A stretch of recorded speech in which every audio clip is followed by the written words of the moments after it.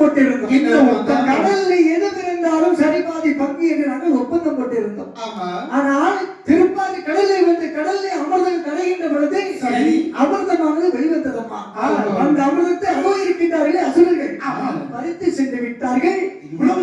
இப்போது பங்குக்கு சண்டை போட்டுட்டு இருக்கம்மா. அப்ப அசுரர்களே அந்த அமிர்தத்தை எங்கே கொடுங்கள், நான் பகிர்ந்து தருகின்றேன். தம்பி இந்த அம்மா நம்ம கையில இருக்கக்கூடிய அமிர்தத்தை கேட்கிறாள, இந்த அம்மாவை நம்பலாமாடா? நம்பவே கூடாது. எதை வச்சு சொல்றேன்? ஏன்னா சீனி வரும் பாம்பை நம்பினாலும் வரும் பெண்ணை நம்ப கூடாது. அது மட்டுமா சொல்லியிருக்க? கல்லர் மரவர் வேடரை நம்பலாம். அது மட்டுமல்ல, காலனார் விடும் தூதரை நம்பலாம். ஆனா கண் மிளிக்கி கை குலுக்கி நடை குலுக்கி உள்ள பெண்களை நம்பக்கூடாது என்று சொல்லி இருக்கிறார்கள். அப்படியா? ஆமா. தம்பி நீ சொல்லக்கூடிய பெண்ணு வேற, இந்த பெண்ணு வேற. அப்படியா? அந்த அம்மாவுடைய முகத்தை பாருடா, இதான் அழகா இருக்கு. லட்சுமி கடாட்சி முறைந்த முகம் போல இருக்கிறது. அப்படியா? அந்த அம்மா கையில கொடுத்து இந்த அம்மா கையில தர நம்ம கையில தள்ளாடி வச்சுக்கையா. சரி, சாப்பிட்டு வச்சுக்க. அவங்க சாப்பிட்டா எப்படி இருக்குன்னு நினைக்கிறேன். எல்லாமே இருக்கும். கையில நான் கண்டிப்பா நான் சாப்பிடுவேன் என்று பழம் நெருங்கி பாலில் விழுவது போலவே அசுரன் கையில இருந்து அமிர்தமான பெண் கையில் வந்து கிடைக்கிறது. அத்தால் பெண்மணியானவள் என்ன செய்கிறார்? அப்ப அசுரர்களே என்னுடைய இடப்புறம் அமர வேண்டும்.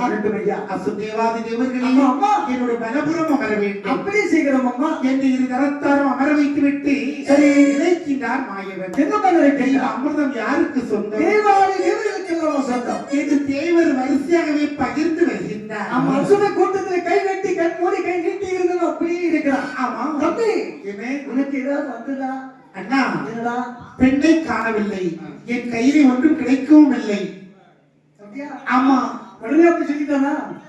தம்பி தேச கண்ணை திறந்து பாருங்க பொழுது கண்ணை திறந்து பார்க்கின்ற பொழுது தேவாதி தேவர்கள் அமிர்தத்தை சாப்பிட்டுக் கொண்டிருப்பதை கண்ணா பார்த்தா. தம்பி நம்முடைய தரக்கூடிய பங்கை தேவாதி தேவர்கள் சாப்பிட்டுக் கொண்டிருக்கின்றார். பங்கிட்ட பெண்ணையும் காணா இவர்களை நாம சும்மா விடக்கூடாது, ஒருபோது விடக்கூடாது. அதை செய்தால் தெரியுமா? செய்கிறார். எங்களுடைய அமிர்தம் எங்கே இருக்கிறாரா?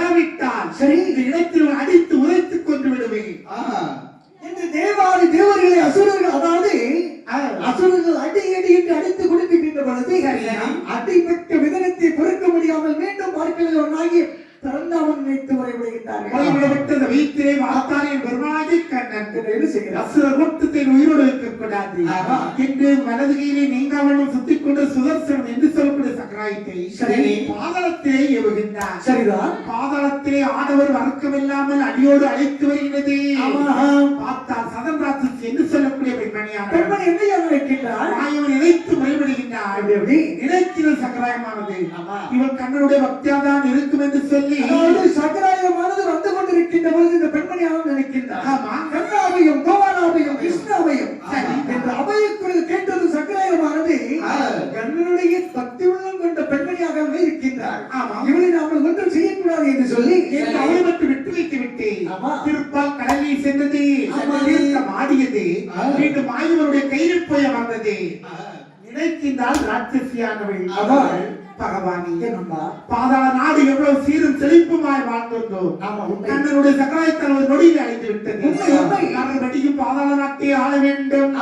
அதற்கு ஒரு ஆண் குழந்தையை பெற்றெடுக்க வேண்டும். ஆண் குழந்தை பெற்றெடுப்பதற்கு ஆண் வாரிசே இல்லாத போது நாம எப்படி ஆண் குழந்தை பெற்றெடுக்க முடியும்? பகவானை தருந்தவம் செய்ய வேண்டும். தவத்தை மிந்தது எதுவுமே இல்லை. ஆமா, அப்படி நீங்க பெருமானாகிய சிவபெருமான் நினைத்து எப்படி அவங்க இருக்கிறா தெரியுமா? எப்படி? அவள் சந்தமானே தரைமி எழுச்சி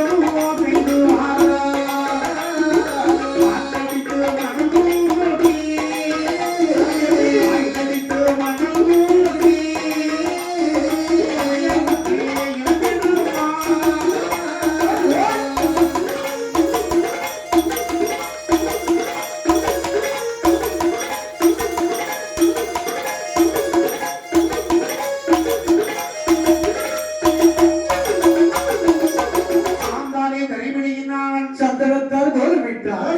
வாசலில் குலமாலை கமுகை நாட்டினார். பன்னிரண்டு பெண்கட்டாலை கட்டி அன்னத்தை தலைகளை முட்டி நாவால் நக்கி சாப்பிட்டு வருகின்றார். 12 வருடமாக ஒரு குழந்தைக்காக அரும்பெரும் தவத்தை செய்து கொண்டு இருக்கின்ற பொழுது கைலாசத்தில் இருக்கக்கூடிய பெருமான் சிவபெருமான் இருக்கின்றார். நாம நினைத்து ஒரு பெண்மணியான அகோர தவத்தை செய்து வருகின்றார். இவருடைய குறையை தீர்க்க வேண்டும் அல்லவா? பெண்ணுடைய முன்பிலை தோன்றினான். என்னுடைய அறிவில் அவருக்கு காரணம் என்ன? சுவாமி, தாங்கள் நினைத்த அரும்பெரும் தவத்தை செய்த காரணம் வேறு ஒன்றுமில்லை. வேறு பாதாள உலக மகன் வர்க்கமே இல்லாமல் அழிந்துவிட்ட காரணத்தினால் மீண்டும் இந்த பாதாள உலகத்தை வெளிச்சாட்சி பெறுவதற்கு எனக்கு ஒரு ஆண் குழந்தை வேண்டும் சுவாமி. பெண்ணை சுவாமி இருந்தது அறியறிய தவம். உன்னை கேட்பது ஒரு சிறிய குழந்தைக்கு வரும். சூரியனை பார், அங்கு பாது இங்கு பாது அடைவு தருணத்தில் இருக்கின்றார். இருந்தால் இப்போது ஒரு குழந்தைக்கு வர வந்தால் அந்த குழந்தையால் நன்மை இருக்காது. அப்படியானால் ஒரு சமீபத்தில் ஒரு குழந்தைக்கு வர தரட்டுமா? சுவாமி, தாங்கள் எப்போதை கண்டேன இந்த விடத்திலே வைத்து குழந்தை விடத்தை வாங்கினேன் எங்கள் மனதுக்குள்ளே அகமகிழ்ந்து கொண்டிருக்கின்றேன். அப்படியா? நீங்கள் இப்படி ஒரு திட்டத்தை கூறுவீர்கள் என்று நான் நினைத்து பார்க்கவில்லை. சுவாமி, இன்று போய் நாளை வாய்ந்து சொல்லுகின்றீர்கள். அதாவது இந்த கலந்தாச்சுன்னா ஆறு கஞ்சி பழங்கஞ்சி. அதனால் சூட்டோட சூட செலவுக்கு எடுத்து நடத்தி முடிக்க வேண்டும். அப்படி நாங்கள் இதை கண்டுவிட்டேன் அல்லவா? இந்த இடத்தில் நீங்கள் எனக்கு வந்து கண்டுவிட்டு தான் செல்ல வேண்டும். நினைக்கிறார் சிவபெருமான். யார் எக்கெடுக்கட்டு போனா நம்மளுக்கு என்ன? கொடுப்பது நம்முடைய கடமை, வாங்குவது அவளுடைய கடமை என்று பெண்ணிடத்தில் செய்கிற பெண்பாவாய் குழந்தைக்கு வரும் நந்தி என்று வரையும் சுவாமி ரிசிகப்பும் நாத்தங்காத இருந்திருக்கிறாங்க. சொல்லுக்குள் ஒரு ஆண் குழந்தை பெற்றெடுத்தார். பெற்றெடுத்த குழந்தைக்கு ஒப்பாடகைக்கு கொடியறத்தை அவர் தப்பு தாங்க தொட்டி வெளியும் கொப்புல இருந்தாங்க. குழந்தைக்கு நிலைமை இல்லாம கொப்பில விட்டு கட்டிதான் அறப்பார்கள். கொப்புல விட்டுறாங்களா? ஒரு கெட்டு கட்டி ஒரு வெட்டுவாங்க. கொப்புல அந்த அர்த்தத்துல கெட்டி நுனியை வெட்டுவாங்க. ஆமா, அதுதானே? அதாவது தாயும் பிள்ளை பிரிக்கிறாங்க. சரி, தாயும் செய்யும் பிரிக்கக்கூடிய இடம். அப்படியா? ஆமா, சரி, நல்லதே நடக்கும். ஆனால் அன்று அழகாமை தங்கமணி தொட்டிலை போட்டு எப்படி தலாட்டுகிறவாறு ஆரீராரி ஆராரோ